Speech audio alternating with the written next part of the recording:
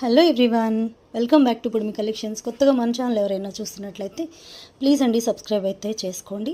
ఇవి వచ్చేసి 2 మీటర్లు 3 ముక్కలు వస్తాయండి. అంటే శారీ కింద యూస్ చేసుకునే వాళ్ళకైతే 2 చోట్ల జాయింట్ వస్తాయి.